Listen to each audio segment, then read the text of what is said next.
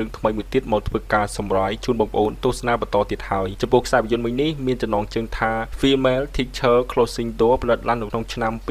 2021ជារឿងរបស់ប្រទេសជប៉ុនដែលនិយាយអំពីអ្នកគ្រូដ៏ស្រស់ស្អាតម្នាក់បានជាប់នៅក្នុងបន្ទប់ឃ្លៀងសម្រាប់ដាក់សម្ភារៈរបស់សាលារៀនជាមួយនឹងសិស្សប្រុសម្នាក់ទៀតពួកគេបានជាប់នៅក្នុងបន្ទប់ជាមួយគ្នាអស់ជាច្រើនថ្ងៃជាពិសេសពួកគេបានវាយឡើងជាមួយគ្នាថែមទៀតដូចនេះហើយបងប្អូនច្បាស់ជាចង់ដឹងហើយថាតើដំណើរសាច់រឿងមួយនេះវាទៅជាយ៉ាងណាហើយមានរឿងរ៉ាវអ្វីខ្លះកើតឡើងនោះយើងមានតែទៅតាមដានទស្សនាសាច់រឿងពេញរបស់យើងទាំងអស់គ្នាតែម្ដងទៅប៉ុន្តែសម្រាប់បងប្អូនដែលទស្សនាថ្មីៗសូមបងប្អូនជួយចុច Subscribe និងដាក់រូបកណ្ដឹងឲ្យ admin ម្នាក់មួយផងដើម្បីឲ្យ admin មានកម្លាំងចិត្តក្នុងការស្វែងរករឿងថ្មីៗមកធ្វើការសម្រាយបន្តទៀតចាប់ដើមខ្សែភាពយន្តរបស់យើងមកបានបង្ហាញពីសកម្មភាពរបស់គ្រូ2នាក់ស្រីមួយប្រុសមួយពួកគេកំពុងតែស៊ីអារម្មណ៍ជាមួយគ្នានៅក្នុងបន្ទប់ឃ្លៀងដាក់អីវ៉ាន់របស់សាលារៀនដែលអ្នកគ្រូនឹងគឺមានឈ្មោះថាយូកូចំណែកគ្រូប្រុសមានឈ្មោះថាកាវ៉ាក្រឡេកមើលសកម្មភាពនៅក្នុងថ្នាក់រៀនឯនេះវិញសិស្សប្រុសម្នាក់នេះកំពុងតែញ៉ាំនំប៉័ងបណ្ដើរអានសៀវភៅបណ្ដើរគេមានឈ្មោះថាកៃស៊ូគីឃ្លាមនោះស្រាប់តែមានសិស្សប្រុសម្នាក់ទៀតបានចូលមកកញ្ឆក់យកនំប៉័ងពីកៃស៊ូគីយកទៅញ៉ាំអញ្ចឹងទៅជាពិសេសក្រុមគ្នាបពុរបស់ពួកគេបានយករូបភាពរបស់អ្នកគ្រូយូកូទៅកាត់តធ្វើជារូបភាពបន្សំរុំអញ្ចឹងណាពួកគេក៏បានយករូបភាពមួយនឹងមកឲ្យកៃស៊ូគីមើលផងដែរនិងបានចាប់សត្វខោរបស់កៃស៊ូគីថែមទៀតកៃស៊ូគីបានច្រានសិស្សប្រុសម្នាក់នឹងឲ្យដួលទៅហើយពួកគេចាប់ដើមខឹងឯបាទសិស្សប្រុសម្នាក់នឹងបានទាមទារយកលុយពីកៃស៊ូគីចំនួន100,000 យេនបើសិនជាមិនឲ្យលុយពួកគេនោះទេពួកគេនឹងវាយធ្វើបាបចំណែកសកម្មភាពរបស់អ្នកគ្រូយូកូជាមួយនឹងលោកគ្រូកាវ៉ានៅក្នុងបន្ទប់នេះវិញពួកគេក៏បានប្រតិបត្តិការវាយឡើងជាមួយនឹងគ្នារួចរាល់ហើយផងដែរអ្នកទាំងពីរនាក់ក៏បាននាំគ្នាចេញពីខាងក្នុងឃ្លៀងមួយនឹងទៅវិញទៅនិងបានបញ្ញាបញ្ញាលបែកផ្លូវគ្នាដើរចូលទៅខាងក្នុងថ្នាក់បង្រៀនសិស្សរៀនខ្លួនទៅបាទហើយយើងឃើញថាសិស្សនៅក្នុងថ្នាក់ដែលអ្នកគ្រូយូកូបង្រៀនសុទ្ធតែជាសិស្សប្រុសទាំងអស់ភ្លាមនោះស្រាប់តែអ្នកគ្រូយូកូបានឃើញកៃស៊ូគីហូរឈាមច្រមុះអ្នកគ្រូបានព្យាយាមសួរនាំទៅកាន់កៃស៊ូគីថាតើមានរឿងអីកាត់ឡើងមែនមិនបានជាហូរឈាមច្រមុះបែបនេះកៃស៊ូគីបាននិយាយកុហកប្រាប់ទៅកាន់អ្នកគ្រូថាមិនមានរឿងអីឡើយគ្រាន់តែខ្លួនដើរដួលបុកតុកប៉ុណ្ណោះបន្ទាប់ពីសួរនាំរួចរាល់ហើយអ្នកគ្រូបានហុចកូនកន្សែងឲ្យទៅកាន់កៃស៊ូគីទុកជូតឈាមចេញអញ្ចឹងទៅបន្តមកទៀតអ្នកគ្រូក៏បានចាប់ផ្ដើមការបង្រៀនសិស្សហើយមុខវិជ្ជាដែលគាត់ធ្វើការបង្រៀនគឺជាមុខវិជ្ជាភាសាអង់គ្លេសក្រោយពីបង្រៀនចប់រួចរាល់ហើយក៏ដល់ម៉ោងសម្រាកត្រឡប់ទៅផ្ទះវិញអ្នកគ្រូយូកូបានជិះឡានជាមួយនឹងលោកគ្រូកាវ៉ានៅតាមផ្លូវលោកគ្រូកាវ៉ាបានប្រាប់ឲ្យយូកូអោនក្រាបចុះពូនអញ្ចឹងណាដើម្បីការពារខ្លាចលើកូនសិស្សរបស់ពួកគេខេងនិយាយមិនល្អពីពួកគេទាំងពីរនាក់ពីព្រោះតែពួកគេទាំងពីរនាក់លួចលាក់តាក់ទងជាមួយគ្នាលក្ខណៈ private បន្តមកពួកគេទាំងពីរនាក់បាននាំគ្នាចូលខាងក្នុងបន្ទប់សន្តាគារមួយកន្លែងហើយបានវាយឡើងជាមួយគ្នាឡើងមានសេចក្តីសុងអញ្ចឹងទៅបន្ទាប់ពីវាយឡើងជាមួយនឹងគ្នានៅក្នុងសន្តាគារមួយនឹងរួចរាល់ហើយកាវ៉ាបានបើកឡានជូនអ្នកគ្រូយូកូត្រឡប់ទៅផ្ទះវិញនៅតាមផ្លូវប្រព័ន្ធហើយនឹងកូនរបស់កាវ៉ាបានខលមកសួរនាំពីព្រោះតែយប់ទៅហើយនៅតែមិនឃើញកាវ៉ាត្រឡប់មកផ្ទះវិញកាវ៉ាបាននិយាយកុហកប្រាប់ទៅកាន់ប្រព័ន្ធនិងកូនវិញថាថ្ងៃនេះគាត់ត្រឡប់ទៅផ្ទះវិញរៀងយឺតពីព្រោះតែខ្លួនជាប់រវល់ជាប់ប្រជុំជាមួយនឹងក្រុមការងារនៅក្នុងសាលាអញ្ចឹងទៅតាមក៏ពិតទៅរឿងរ៉ាវដែលកាវ៉ាមានប្រព័ន្ធហើយនឹងកូនរួចរាល់ហើយនឹងយូកូក៏បានដឹងផងដែរប៉ុន្តែនាងនៅតែលួចលាក់តាក់ទងជាមួយនឹងកាវ៉ាដដែលបន្តមកទៀតនៅថ្ងៃស្អែកនៅក្នុងសាលារៀនគឺជាថ្ងៃបង្រៀនចុងក្រោយហើយបាទពីព្រោះតែចាប់តាំងពីថ្ងៃស្អែកទៅសិស្សសាលាទាំងអស់នឹងត្រូវឈប់សម្រាកសម្រាប់ថ្ងៃវិស្សមកាលបន្ទាប់ពីបង្រៀនសិស្សចប់រួចរាល់ហើយអ្នកគ្រូយូកូបានដើរចូលកាន់បន្ទប់សម្រាប់ជួបជុំជាមួយនឹងគ្រូ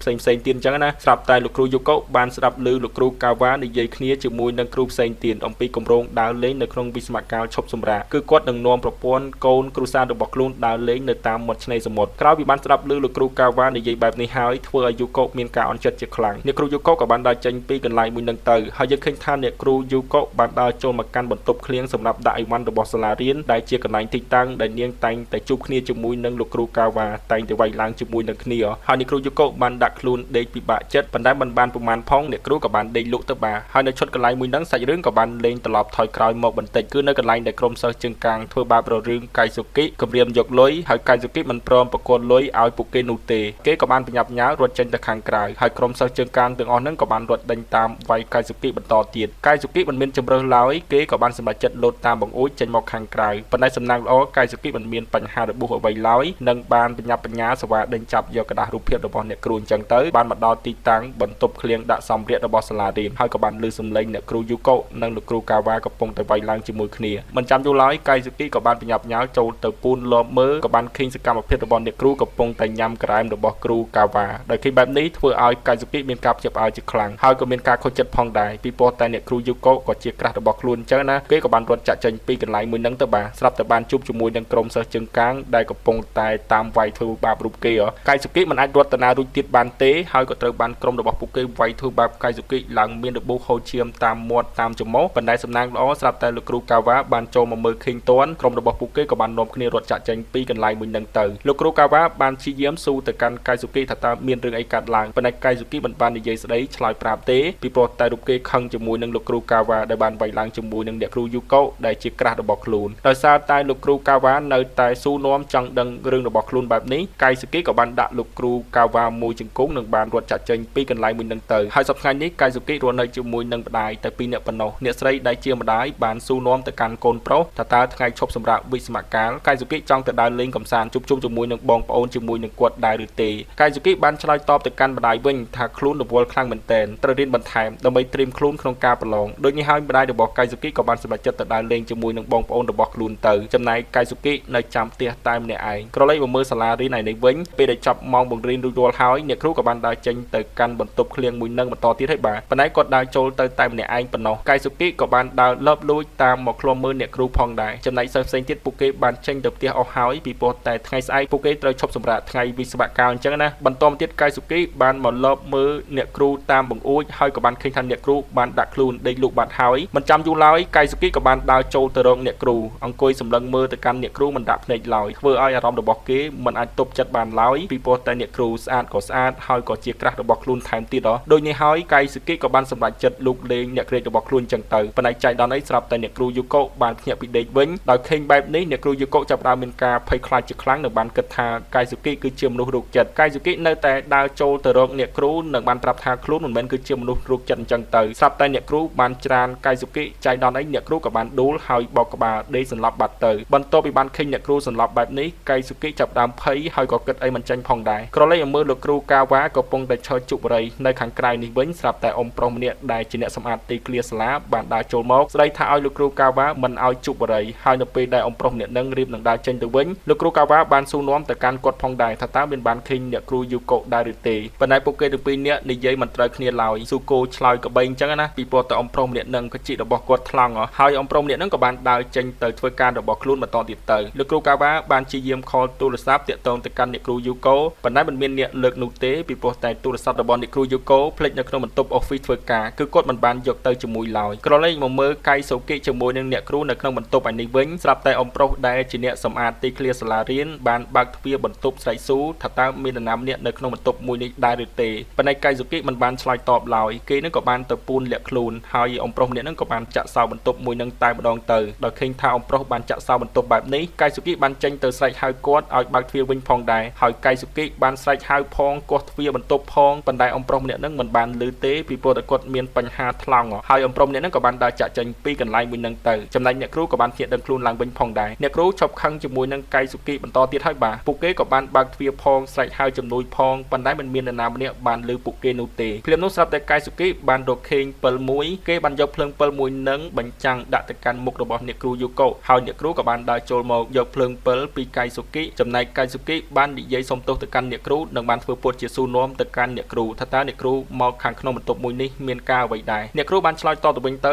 ថាខ្លួនអស់កម្លាំងចូលមកដេកសម្រាប់បន្តិចហើយនៅថ្ងៃស្អែកឡើងអ្នកគ្រូយូកូបានភ្ញាក់ពីដេកអ្នកគ្រូបានព្យាយាមស្រែកហៅស្វែងរកជំនួយបន្តទៀតប៉ុន្តែនៅតែមិនមាននរណាម្នាក់បានឮពួកគេឡើយបាននិយាយពីអាកាសធាតុវិញកាន់តែក្តៅថែមទៀតហើយសាច់ទឹកខ្លាំងមែនទែនស្រាប់តែអ្នកគ្រូបានកលេចមើលទៅឃើញកៃស៊ូគីកំពុងតែផឹកទឹកដោយឃើញបែបនេះអ្នកគ្រូបានដើរមករកកៃស៊ូគីដើម្បីមកយកទឹកផឹកប៉ុន្តែកៃស៊ូគីមិនព្រមឲ្យអ្នកគ្រូផឹកឡើយនិងបាននិយាយប្រាប់ទៅកាន់អ្នកគ្រូវិញថាបើសិនជាអ្នកគ្រូចង់ផឹកទឹកលុះត្រាតែអ្នកគ្រូបង្ហាញផ្លែអន្លឹករបស់អ្នកគ្រូមកឲ្យខ្លួនមើលបន្តិចទើបរូបគេយល់ព្រមឲ្យទឹកទៅកាន់អ្នកគ្រូផឹកដំបូងឡើយអ្នកគ្រូមិនព្រមទេកៃស៊ូគីក៏បានយកទឹកមួយនឹងផឹកបន្តទៀតស្រាប់តែអ្នកគ្រូបានខ្វាត់កៃស៊ូគីពីព្រោះតែខ្លាចកៃស៊ូគីផឹកទឹកអស់និងបាននិយាយប្រាប់ទៅកាន់កៃស៊ូគីវិញថាបើសិនជាកៃស៊ូគីហ៊ានតែប៉ះពាល់រូបរាងកាយរបស់ខ្លួននាងនឹងសម្លាប់កៃស៊ូគីចោលជាមិនខានហើយអ្នកគ្រូក៏បានដោះអាវបង្ហាញផ្លែអន្លឹកដើម្បីឲ្យកៃស៊ូគីមើលអញ្ចឹងណាបន្ទាប់ពីមើលរួចរាល់ហើយអ្នកគ្រូក៏បានយកទឹកពីកៃស៊ូគីមកផឹកយកតែម្ដងចំណែកកៃស៊ូគីក៏បានយកទឹកដបផ្សេងទៀតមកផឹកផងដែរតាមក៏ពិតទៅនៅក្នុងបន្ទប់មួយហ្នឹងគឺមានទឹកជាច្រើនអាកាសធាតុកាន់តែក្តៅខ្លាំងឡើង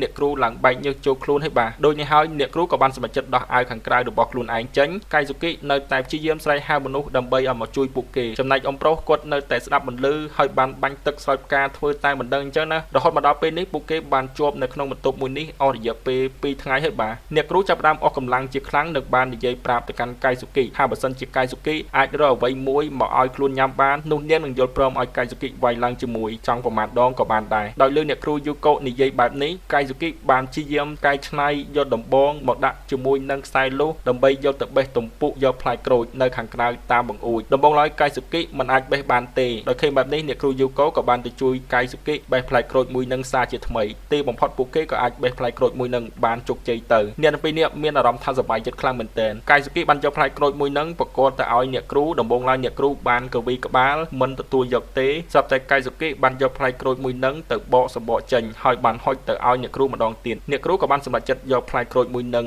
យកមកញ៉ាំទាំងភាពស្រែកឃ្លានកៃស៊ូគីបានឈរសម្លឹងមើលទៅកាន់អ្នកគ្រូញ៉ាំក្រូចមិនដាក់ភ្នែកឡើយបន្ទាប់មកអ្នកគ្រូក៏បានហុចផ្លែក្រូចពាក់កណ្ដាលឲ្យទៅកាន់កៃស៊ូគីញ៉ាំផងដែរប៉ុន្តែកៃស៊ូគីមិនព្រមញ៉ាំទេហើយអ្នកគ្រូបានយកផ្លែក្រូចមកញាត់មាត់របស់កៃស៊ូគីហើយនៅជិតកន្លែងមួយនឹងអ្នកគ្រូក៏បានប្រកល់ខ្លួនប្រាណដើម្បីឲ្យកៃស៊ូគីវាយឡើងជាមួយខ្លួនតាមអ្វីដែលនាងធ្លាប់បានសន្យាឡើងមានសេចក្តីសុខទៅហើយនៅថ្ងៃស្អែកឡើងកៃស៊ូគីបានប្រើប្រាស់បន្តោងខ្សែករបស់ខ្លួនដាក់ឲ្យត្រូវជាមួយនឹងពន្លឺព្រះអាទិត្យវាក៏បានបង្កើតបានទៅជាភ្លើងឆេះដុតជាមួយគ្រាប់កំជ្រួចបាញ់ឡើងទៅខាងលើមេឃដើម្បីស្វែងរកជំនួយបន្តទៀតអ៊ំប្រុសកំពុងតែសម្អាតស្មៅនៅក្នុងសាលារៀនហាក់ដូចជាបានលើសំឡេងផងដែរប៉ុន្តែលក្ខណៈថាស្ពេចស្ពិលអញ្ចឹងណាចុងក្រោយគាត់ក៏បានបន្តធ្វើការងាររបស់ខ្លួនបន្តទៀតទៅបន្ទាប់ពីបាញ់កាំជ្រួចស្វែងរកជំនួយអស់រយៈពេល2ម៉ោងហើយប៉ុន្តែនៅតែមិនមាននរណាម្នាក់មកជួយពួកគេបែបនេះពួកគេចាប់ផ្ដើមអស់សង្ឃឹមម្ដងទៀតណាមួយទឹកក៏ផឹកអស់ថែមទៀតហើយដើម្បីបំបត្តិស្ត្រេសបំបត្តិទុក្ខកង្វល់អ្នកគ្រូយូកូក៏បានបបួលកៃស៊ូគីឲ្យវាយឡើងជាមួយនឹងគ្នាម្ដងទៀតខណៈពេលដែលពួកគេកំពុងតែផ្អែមល្ហែមស៊ីអារម្មណ៍ជាមួយគ្នាស្រាប់តែលោកគ្រូកាវ៉ា